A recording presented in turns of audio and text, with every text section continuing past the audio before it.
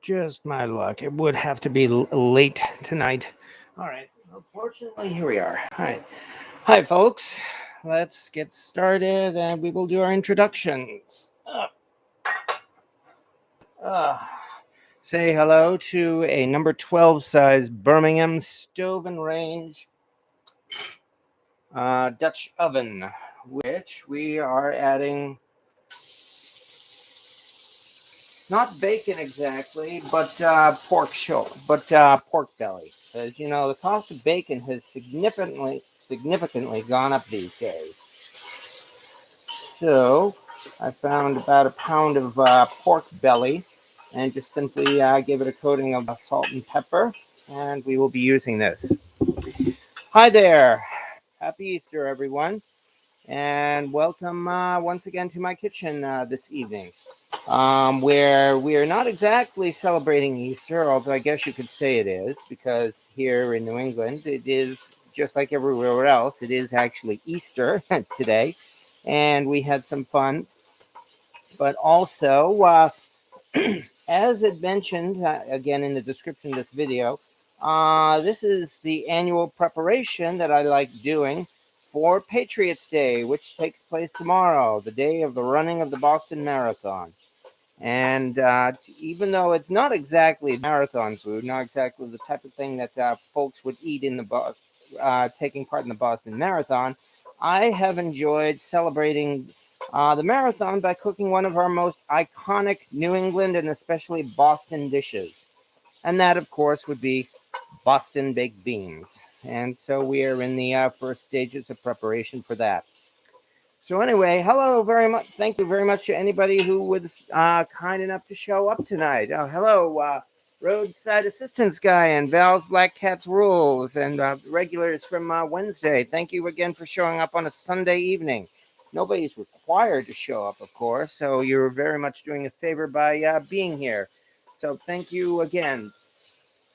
No, I have not been eaten, Pink Peggy. So, Val's Black Cat's Rules. My mom taught me, excuse me, my grandmother's recipe, simple and delicious.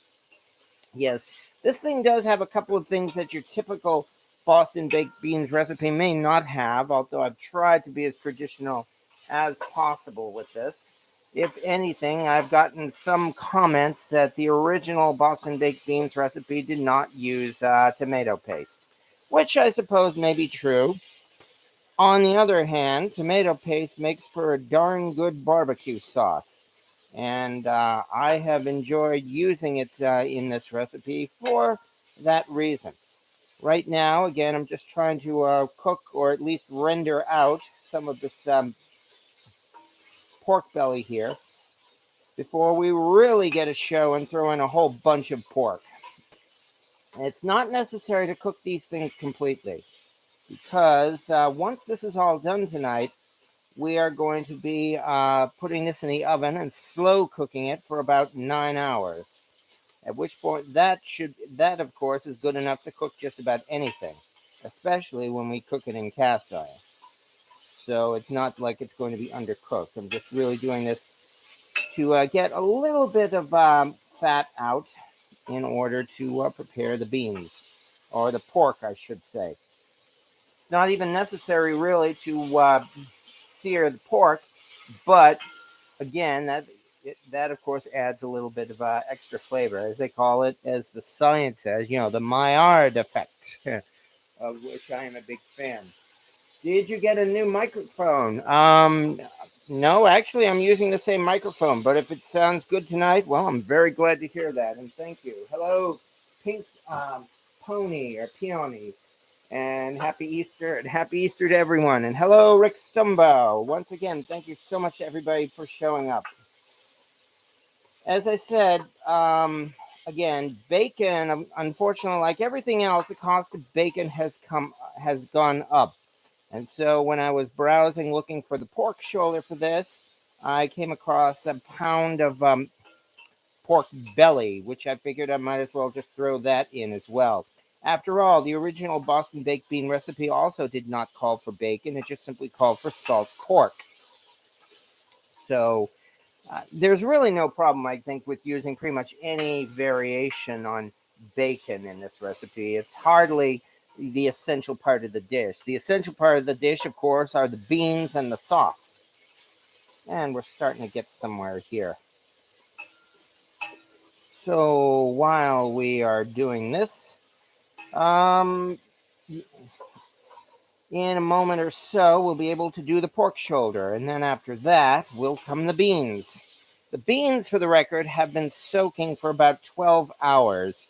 I find that I soak my beans just on the countertop. I don't put them in the fridge. And for that, I find about a 12-hour soak is really the best way to do this.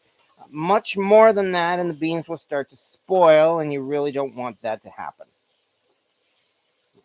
The other thing I mentioned is that I soak my beans in a saltwater brine, which I know is a little unusual when it comes to soaking beans, but um, I learned that from the internet. Um, when I started doing this baked bean recipe, like so many people, I would, of course, just soak my beans in regular water. And there's really nothing wrong with that either, except for, as you know, every so often you come out with a case where the beans just for some reason don't seem to soften. Especially if you're in an area that has so called hard water, which I guess is like higher alkaline water or something like that. In which case, then, well, you've got to rapidly boil the beans in order to soften them. On the other hand, doing research, I found that there are several websites out there that did actually conduct experiments with soaking the beans in salt water. And they all said that it actually gives fantastic results and it does not make the beans overly salty. Now, that's the thing people worry about, of course. You want your beans to taste like beans. The taste of salt is nice, but you want beans. You don't want salt in beans. Well, I took a chance and tried it, and it turned out fantastic. So far, I've had about a 100% success rate with softening my beans when using a saltwater brine. Granted, I have not yet done it in an outdoor camping situation, but the next chance I have to make this when I go camping, yes, I will be giving that a try. As such, I am definitely a convert to that. For soaking your beans, use a saltwater brine. The salt ratio is really not very high. In my case, I use 2 teaspoons of salt for every quart of water that I use. And of course, it's not exactly an exact science. I'm sure you could use more salt if you wanted to. But I've had good success with this ratio. And in fact, let me just show you the beans right now to give you an idea.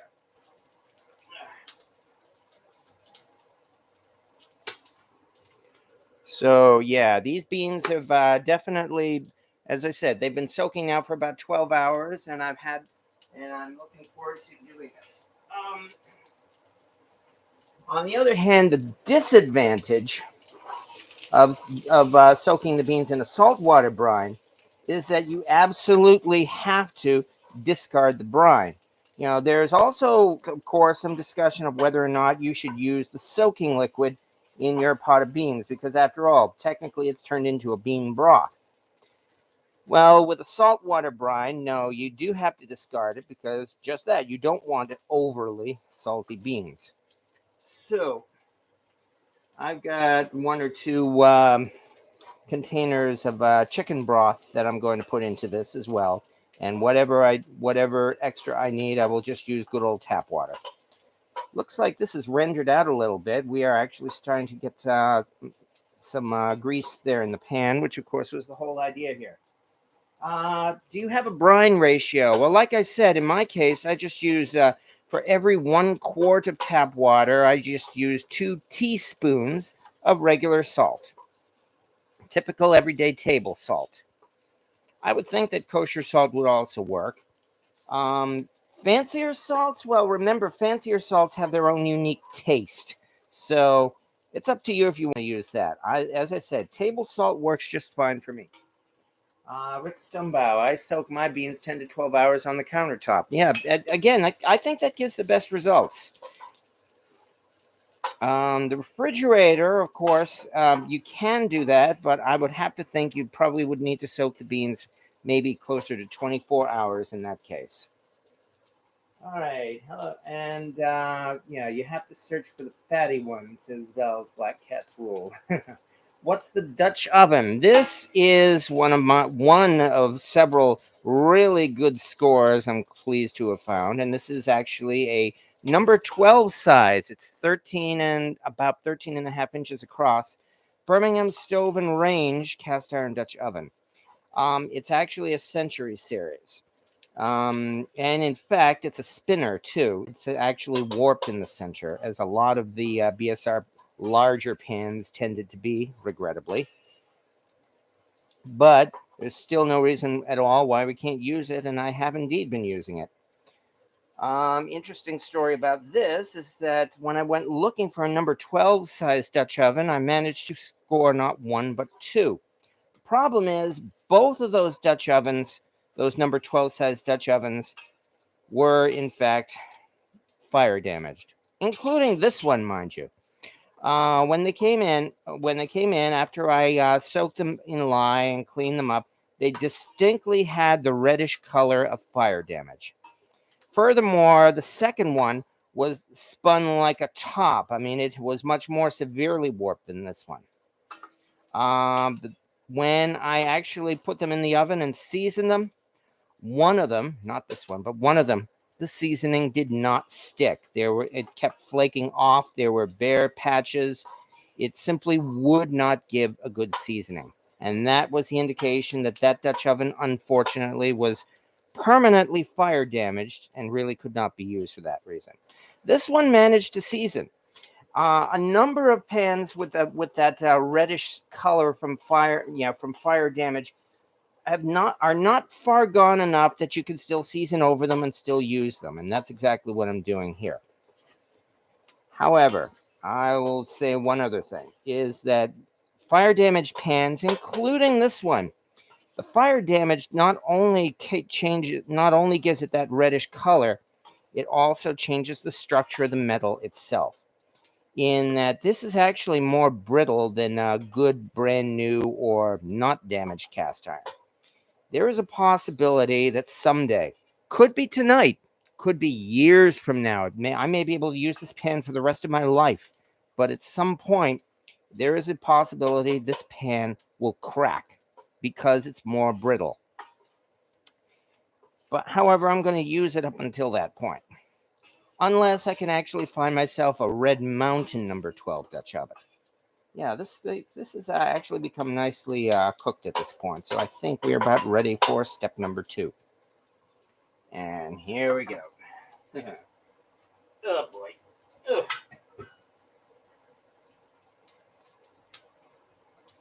And as they like to say in Rick and Morty, away we go.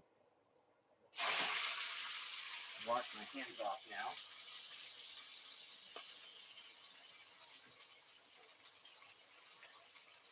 Say hello, folks, to a 10-pound pork shoulder.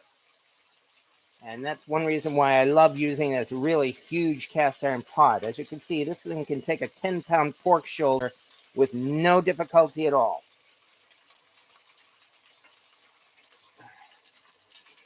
So, yeah.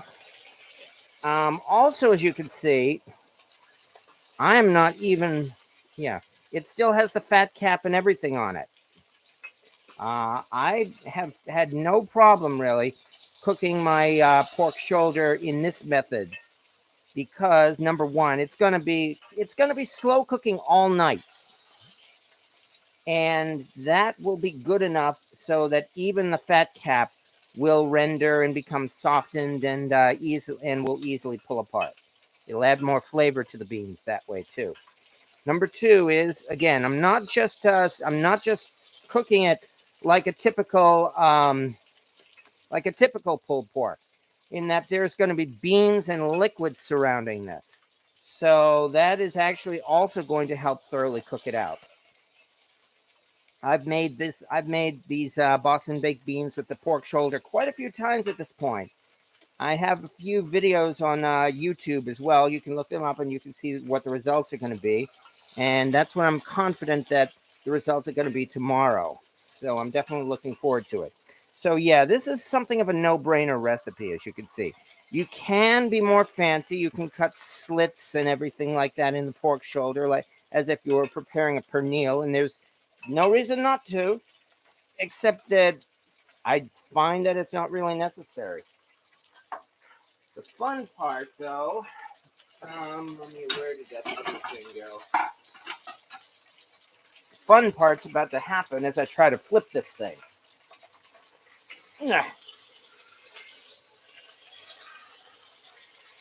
Well, that wasn't difficult. Which is, again, another good reason of using this huge pot.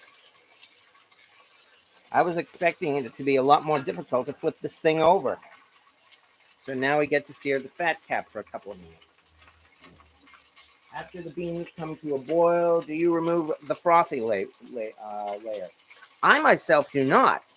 I'm not these things. The entire thing is just going to slow cook in the oven overnight.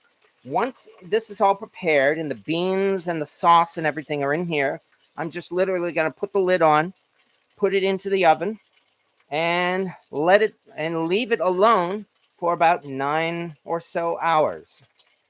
If I can manage to make it to 10 hours, I think that would be even better, depending on my schedule tomorrow morning. It's as simple as that. When it comes out of the oven tomorrow, it will be necessary to scrape off the top layer of fat. But that's not a bad thing either, as you will see.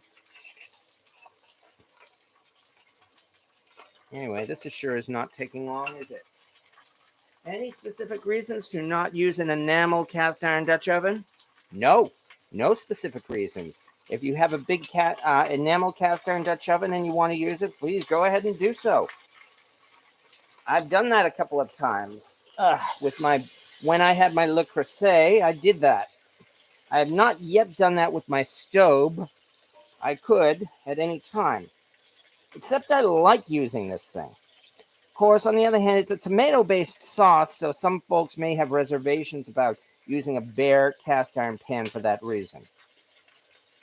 However, I've made this enough times that definitely does. I'm confident that definitely does not affect the consistency or the taste of the beans and the pork. All right, let's see if I can get this over here. Looking pretty good already, I'd say. Do you have tomorrow off from work? No, I don't. However, I am going to request that I work remotely from home. Welcome to the 21st century where you can do that. I've got a high-speed internet connection, and I actually have a couple of pieces of equipment that will allow me to connect directly to the phones and the network at work. So that means when I don't need to come into work, I'll be able to work from home. And besides, the Boston Marathon quite literally runs right down the road next to my workplace. So the traffic is going to be pretty intense. So all things considered, I'll be able to, I will request to work from home tomorrow. That will give me an extra couple of hours as well in the morning to help get these beans together.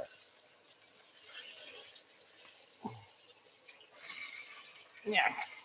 Up to the last side. Come on.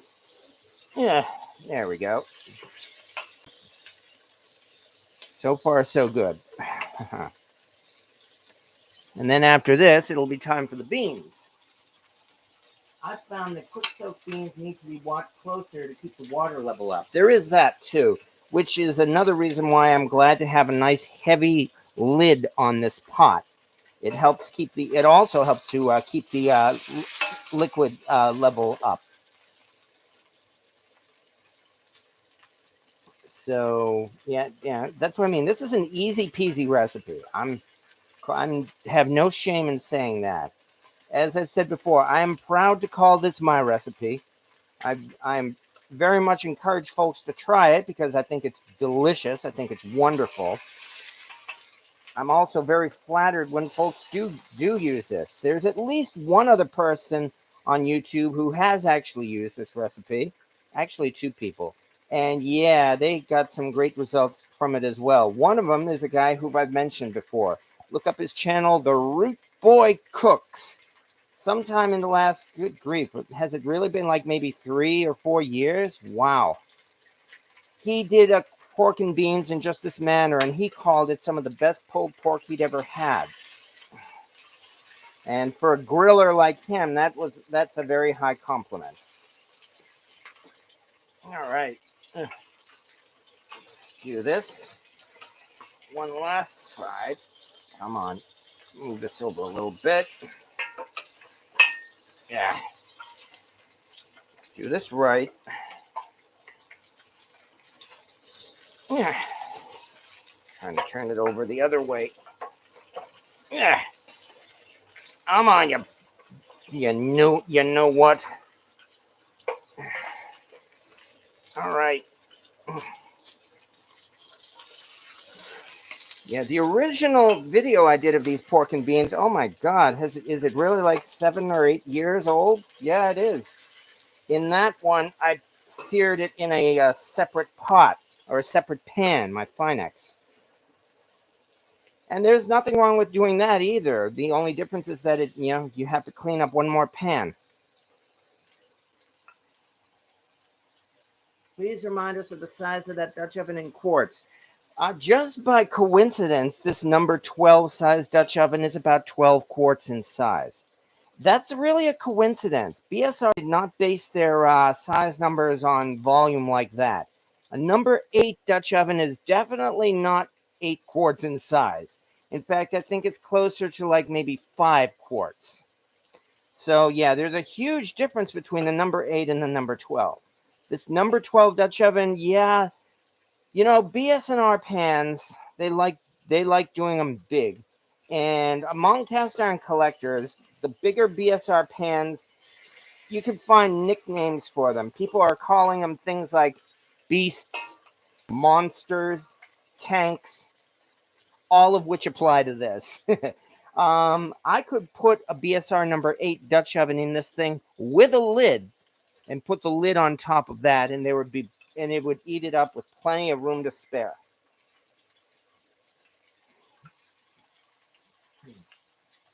All right. I need to watch this from the beginning. Oh, yeah. You get to see pork belly, and you get to see this pork shoulder. And you stick a large fork into it to turn it over. I'd say you can. I mean, I've said enough times I'm an amateur, and probably I'm not even using the best method to turn it over. All I know is it works. And likewise, if it works for you, use it. This is not one of those recipes that is an exact science. Feel free to do what works for you. Feel free to tweak it, tinker with it as much as you'd like. There are quite a few recipes for Boston baked beans that are not the same as mine. The ones that use a whole bunch of ketchup and mustard. My recipe seems to be one of the few that actually uses ground cloves. And I consider that almost like my secret ingredient. But I do believe I can actually turn this off here on the stove top. Let's get going with some beans. So, keep this aside. And for the moment, I always forget something. Oh my God. Okay. Based on that, I better use this. Now, for the moment, we got to drain the beans. Deirdre Berger, I would use a large metal spatula for a barbecue and a large 2-time fork. And you certainly can do that. Now, for the moment, we are changing over to the sink. Drop this down a little bit. There we go. There we go. Now I think we got a good view. Hi, Truffle. And Here come the beans. Soaking all day.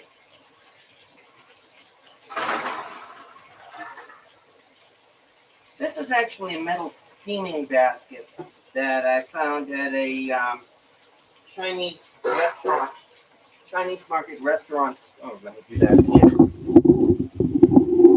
Sorry, I hope you were able to hear all that. Anyway, as I said, here come the beans. This is actually a metal steaming basket I got at a Asian or a restaurant store in Boston's Chinatown. Makes a wonderful colander, I found, especially for larger things like this. Now, let's also soak these beans up. As I said, it's a saltwater brine, so I do need to wash off most of the brine, but that won't take long at all.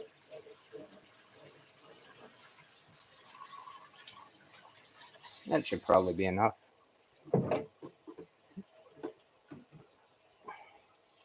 And while I let these things soak, let's get back over here where we go to our last step. And that is to prepare the bean sauce. You can still hear that pork shoulder in the background. There we go. Okay, as I promised, this is not going to be a full hour and a half tonight. It's a Sunday night, and I know folks have stuff to do, including get ready for work tomorrow. So let's pull out. Yeah, this looks nicely. Yeah. Should have pulled this out before. Didn't have time. All right, the bean recipe. The one thing I wanted to do on camera is actually pour the molasses because of a trick that I'm proud of. And that is, of course, to the trick is when pouring molasses, you want to grease this container first before pouring them. So all I do is add a couple of drops of olive oil. That's about all I need. Spread it out.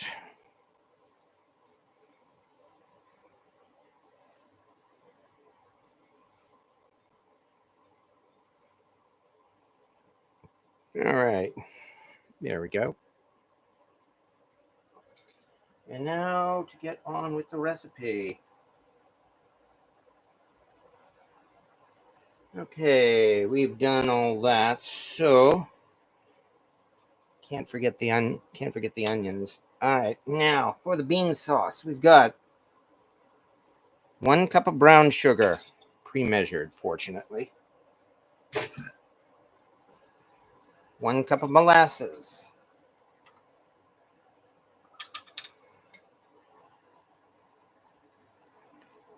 This particular brand, what is it, Grandma's Molasses, is smart enough to have this wide mouth on the jar, so it's much easier to pour these things.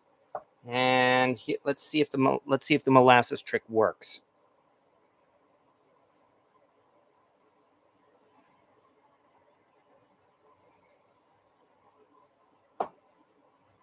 So far, so good. You know, there's the part that nobody likes where you have to actually scrape out the rest of the molasses with a spatula, which I forgot to take out. Still, take a look at this. I'd say we're doing pretty good here.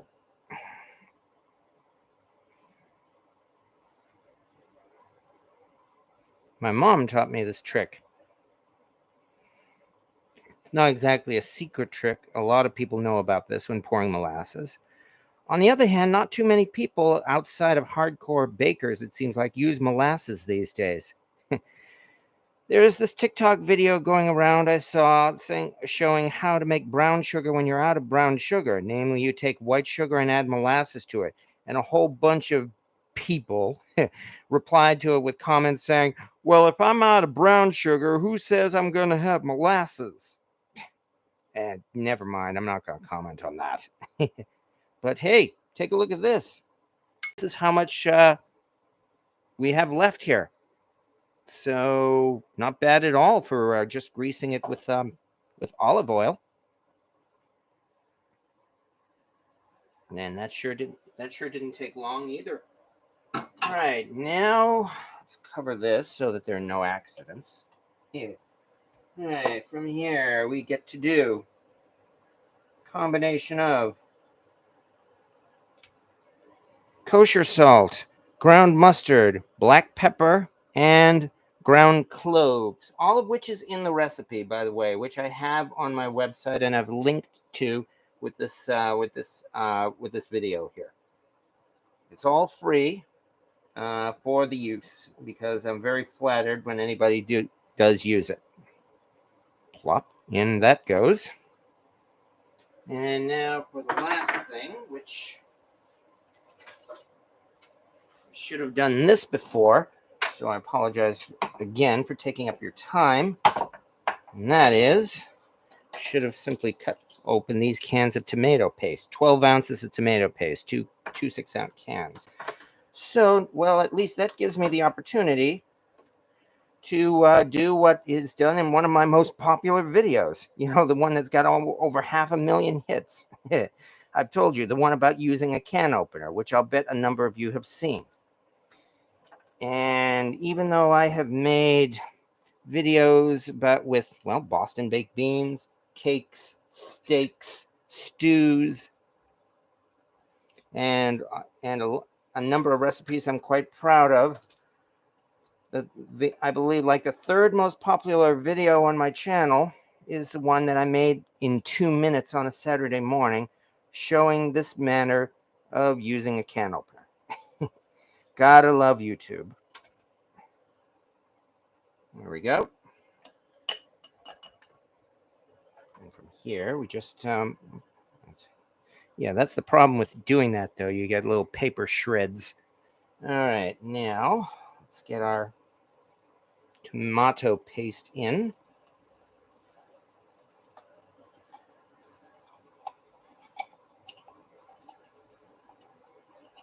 All right. And this is almost at the point where we're ready to go in the oven, too. So, as I said, I promised I would not take up too much of your time, folks. So, thank you very much for your patience. And I haven't done much with the comments because, again, I'm trying to get this thing done here as fast as I can for your sake as well as for mine. All right.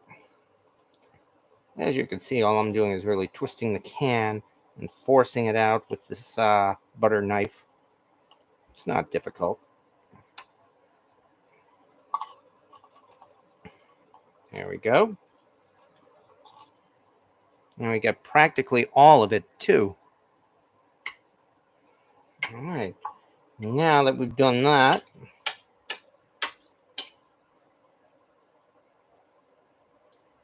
let me see. What do I want? Let's just get a...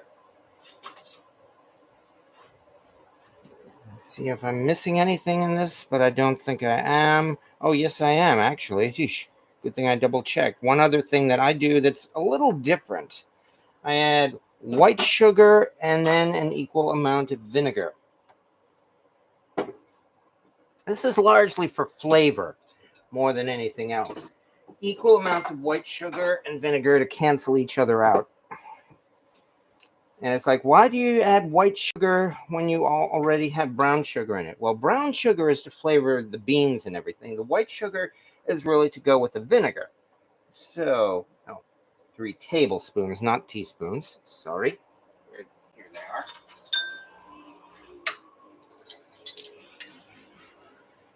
Let's break this up quickly.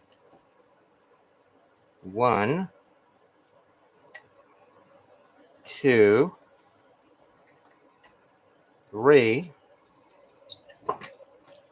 and then our vinegar.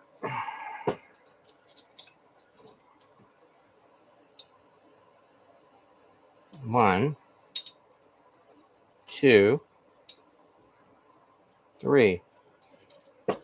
Besides the fact that I love apple cider vinegar, I also like the way it reacts with the rest of this. And definitely adds a little bit of, I shouldn't call it tartness, but there's some real flavor to this. And now, once this is all mixed up, which I probably should have been doing from the beginning, in fact, nonetheless, this still will not take long. Ah, yes.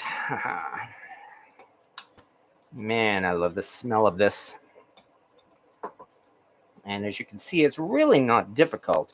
All you got to do is mix together the right ingredients. As I pointed out, this particular batch of sauce, also does make a good barbecue sauce. I've done that. And as I said, I am more than happy to see anybody at all give this a try. I'm not going to be angry or anything like that. I guess all I'd ask for is just a link or a link back or some mention. Nonetheless, that sure didn't take long, did it? Here we go.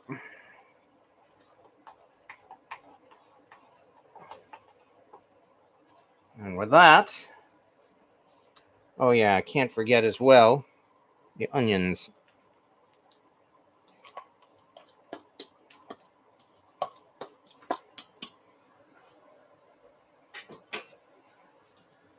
Simply mix all this together. And with that, our bean sauce is ready.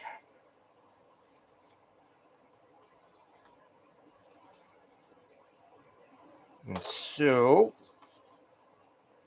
here we go.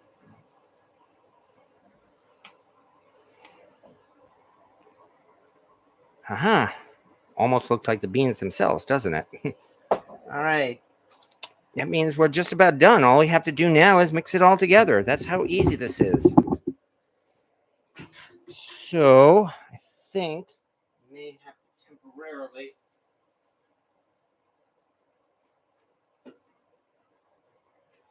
take this thing out of the pot. Oh, that's going to be fun. Yeah. Move this aside. Don't want to. There we go. Okay, these utensils. Let's move over this way. All right. Careful, careful. Do not want to drop this stupid thing. Like that. Take two. Now, I should probably use some big tongs, actually. Probably wouldn't be a bad idea.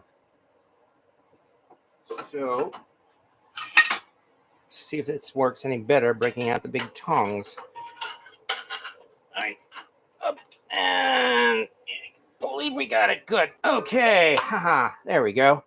That worked. Yay. Now I know how to get that thing back into the pot, too. All right.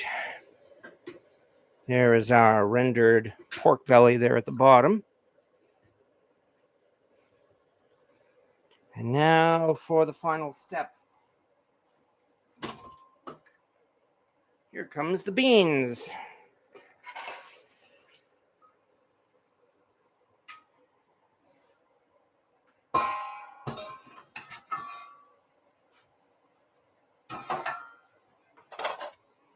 And to this comes our sauce.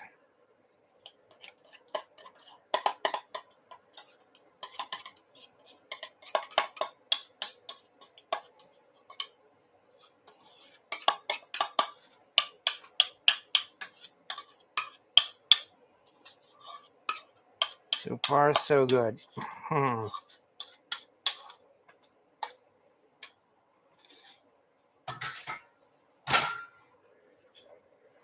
Now let's mix it all together.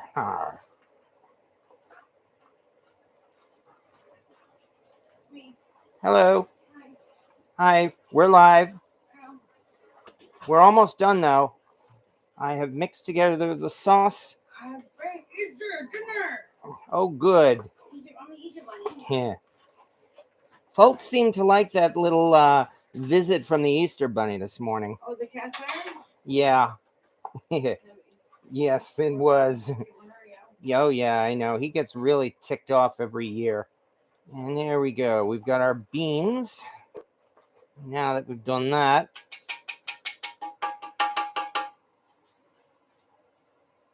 here. I think I'll start adding some chicken broth, and then the rest, and then we'll add the pork shoulder. As you can see, I only use high quality ingredients here, folks. I have no problem with using these brands of stuff. It turns out delicious. I've seen only very, very few instances where the actual elite brands of the ingredients are absolutely necessary. There are some instances. This is not one of them.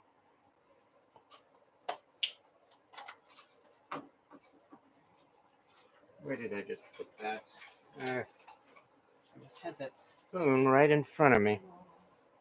Oh, here it is. I will be needing a little bit more liquid than this, though, because you have to be able to cover the beans. And what's more, you've got one last thing to go into this pot, which of course would be ye old pork shoulder. And tempted or not, I am not going to just simply dump it into here because I don't want to splash it all over the place. Ugh. So, get this in as best as I can. And come on, you know what. All right, come on. Don't want to. Up. And it's not going yet. Okay. I think I got it now. All right, here we go. Got it. And yes. It's a huge pork shoulder. Yes, it is. It's about 10 pounds. How big piece we do? What? Oh, wow.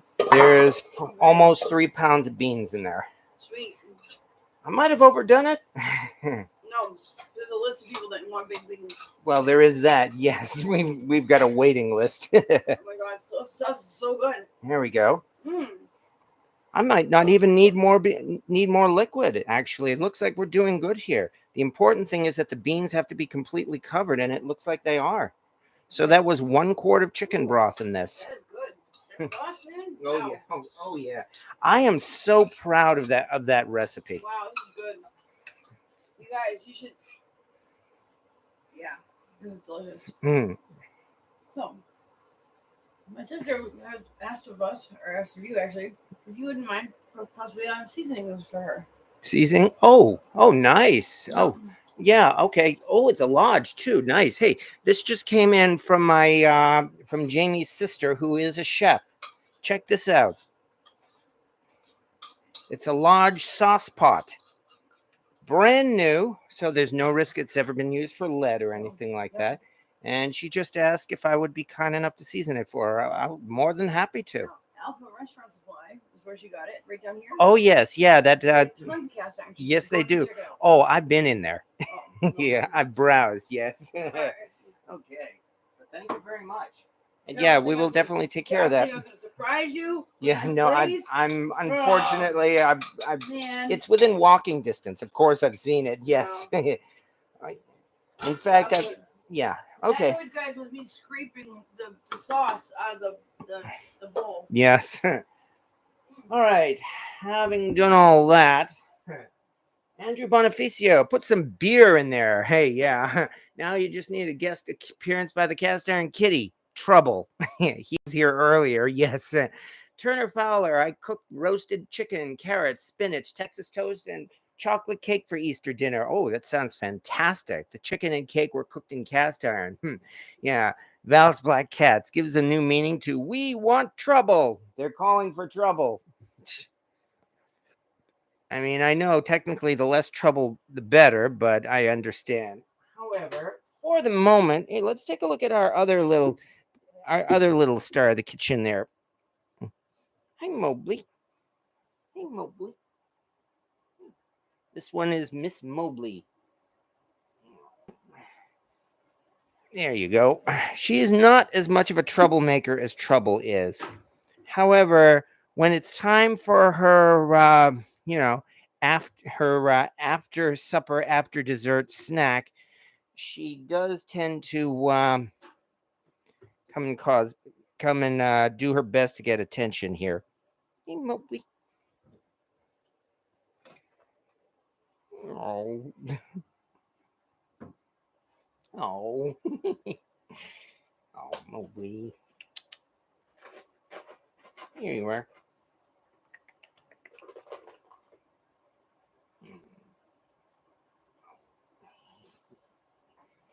This won't take long. All right. Now back to business. And we're almost done, I promise, because at this point, here's the other good reason why I love using this huge number 12 pot. Ugh.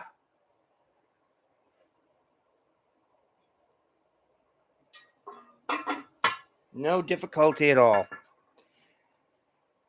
I'm especially proud of the lid. Those two Century Series BSR pots came without lids. This, on the other hand, I managed to acquire previously, and this is a genuine Red Mountain BSR lid. It's also one of the heaviest lids I've ever had, and it's not only a Red Mountain, it's, if I can do this right, it's a handwritten Red Mountain. So yeah, I'm quite happy about that. Notice on this one, it has huge dimples on the bottom as opposed to the smaller dimples that were on the later series of the Red Mountain. So yeah, if one of these days I could ever find an actual Red Mountain number 12 pot to go with this lid, I'd be quite happy. But as it is, this thing still fits like a glove. And let's get this thing in the oven. Then I'll do a few comments and we will be done for the evening. So thank you very much, everyone. All right. Okay, that means we got to back this up again. Oh, one other thing. If you notice in the oven, I've got an aluminum sheet under it. That's in case this thing actually boils over and leaks. So away we go. Oh, holy crap. Oh, man. Oh, good grief. There. For the record, I did not exaggerate those grunts. All right, and let's take a look at some of the cast iron we looked at last week while we were doing this. We are just about done at this point, so thank you very much. We've accomplished what we needed to do. So, how much cat hair can you get in your socks? Too much. Basting nipples, scraping down the bunny trail. Yes, indeed. No, if your socks are black. Are you kidding?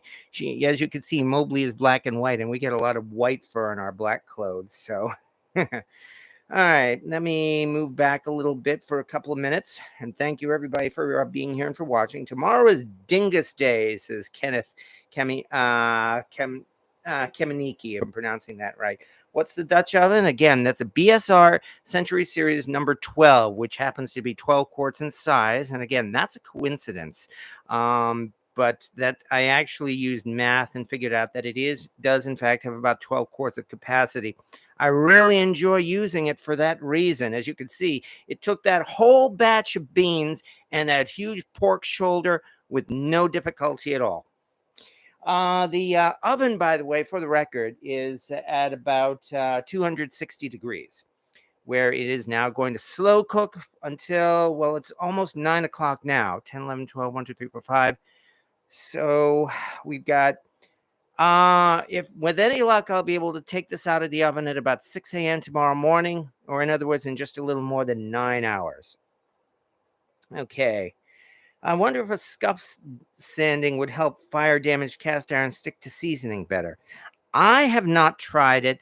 I do not think it would, because again, fire damage actually affects the entire structure of the iron, not just the surface.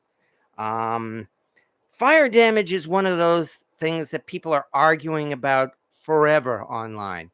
Anytime at all I talk about fire seasoning, well, fortunately not tonight, or fire cleaning, I should say, I always get comments from someone who says, I season my cast iron all my life with a fire, and they're all brand spanking new. and they never show any pictures to prove it.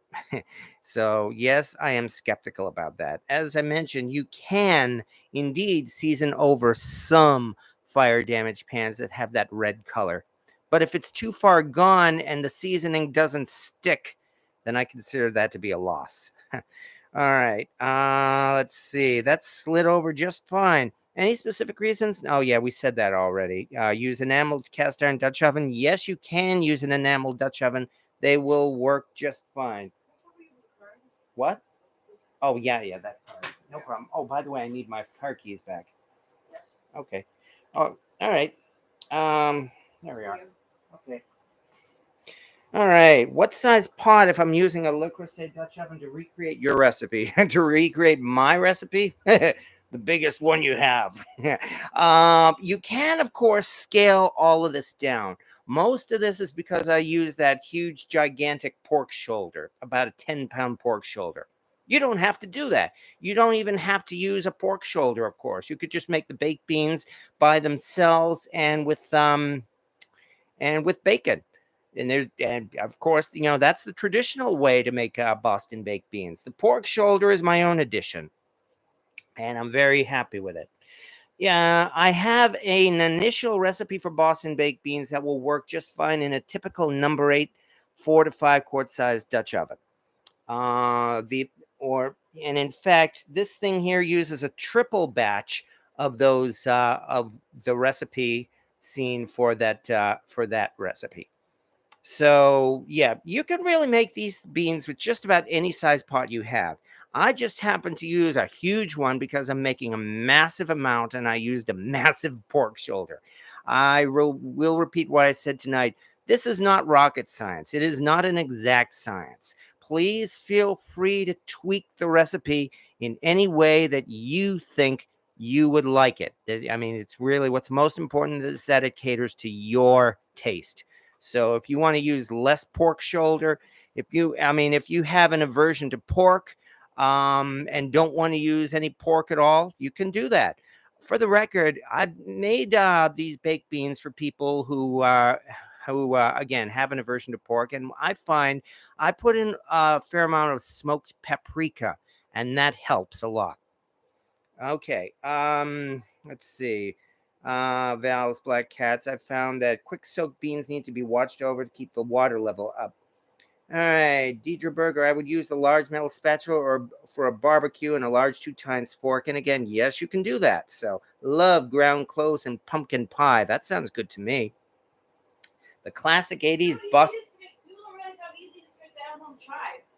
What? Home to make chai tea at home. Oh. Chai tea at home is mainly the main spice is clove. Oh, okay, yeah. So if you boil even in water, you can do it. But in milk, if you boil with chive, cinnamon, nutmeg. Oh, chai, you mean? Chai, yes, yeah. Chai tea. Yeah. The main ingredient is this clove.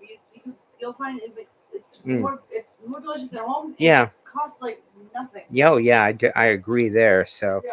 Would a 13-quart Magnolite work for this, or the BSR deep fish fryer with lid? Yes and yes. As long as you've got a big pot, it should work just fine. And I would have no problem with using an aluminum pot with this either. It's like with making pasta sauce. Yes, there is some tomatoes in this, but it's not enough. It's not really going to affect the seasoning. So or not seasoning. It's not really going to affect the metal in that. Even with this, I have not had the iron give a metallic taste to these beans. The beans have come out wonderful. So the olive oil is a great tip. Well, I'm glad you like that. Trick also works for pouring honey too. I've tried that with pouring honey and I have not had as much success. But if you want to demonstrate, please do. Best tips always come from mom, don't they, though? Yes, indeed. I indeed miss my mom, and I'm looking forward to celebrating Mother's Day next month. Next month? Yeah, next month. All right. Next month is Mother's Day, right? Yeah, that's right. That's right. Yes, you're right. You're right. Mom had a 1-quart measuring cup. Great for mixing the goodies for beans. Oh, yeah. You know what else is 1 quart? This large saucepan, in fact. And it's, what does this say? It says 2 MP2. I'm not sure what MP stands for in the large terminology. But this looks like it may be about a quart, maybe a pint. I'm not sure in size. All right. I have good fun with the grandbabies. Glad to hear that. Yeah. Oh, yeah. We always used to love going to grandma's for Easter as well, where the Easter bunny left stuff for us there too. If anything, the thing I was always disappointed with, unfortunately, when we went to Nana's for Easter was because she always got us hollow chocolate bunnies. I always felt gypped whenever I got a hollow chocolate bunny, even though the quality of the chocolate is better with the hollow bunnies. Yes, I still prefer the cheap, waxy, solid chocolate bunny that we got every year. Yeah, chocolate flavored. Yeah. Actually, I looked that up. I looked up Palmer chocolate. I looked up the ingredients on that and I found that yes, there is real chocolate in it. Yeah. Yeah, but I don't think there's real milk. So, milk chocolate flavored. All right, I think I'm purchasing silicone mittens for that task. Yeah, that wouldn't be a bad idea either, that's for sure. Can't be only Turkey Creek. Love the Easter Bunny vid. Well, thank you so much. All right, and I think we're getting down to it at this point. So, what Jesus is coming? Hide the eggs. Jesus is coming. Hide the eggs. yeah? What is the cast iron lizard's name again? You took him out of the oven. Oh yeah, this little guy. Whoops, he's actually hot from the oven at this point. I call him Tas, TAS, which is a name that kind of came to mind. It was a little strange in that. How did I end up doing that? If I remember right. Oh yeah, that's right. No. That's right. I did an anagram search on Google, something like for my little salamander or something, and it came up with some interesting anagrams for that, including a series of words saying terminally salted. And I liked that, even though maybe it might even be better for a snail. But nonetheless, I took TAS from that and he became TAS. He oversees the oven while the stuff is cooking. I could actually put him in next to the big pot of beans right now. All right, when are you starting lifting exercises? Well, I'd say I started it tonight.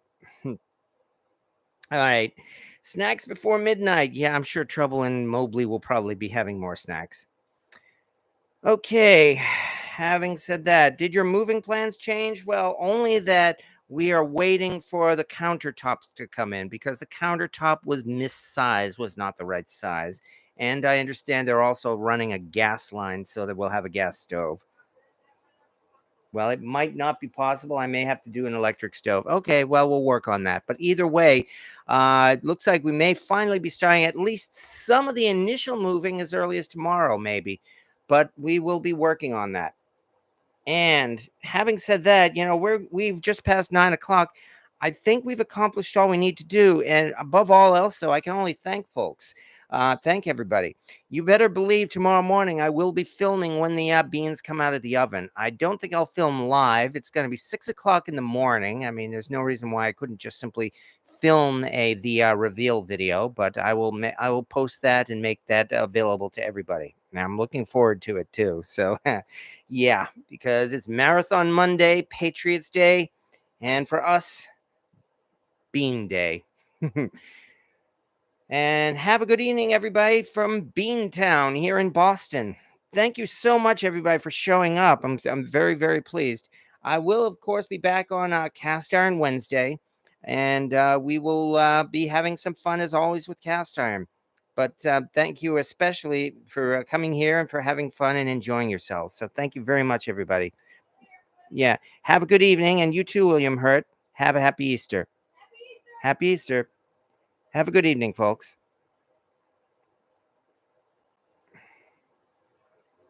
And we're done.